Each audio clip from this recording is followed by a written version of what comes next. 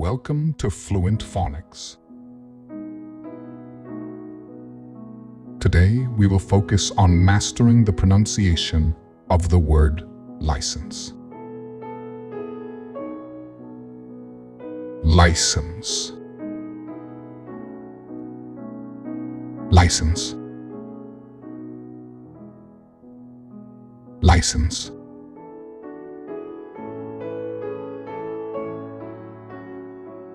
Here's an example of how one might use it in a sentence.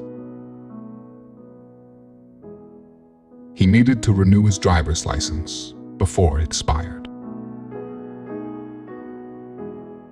A license is an official permission or document that allows someone to do a particular activity, such as drive a car, practice a profession, or own a firearm.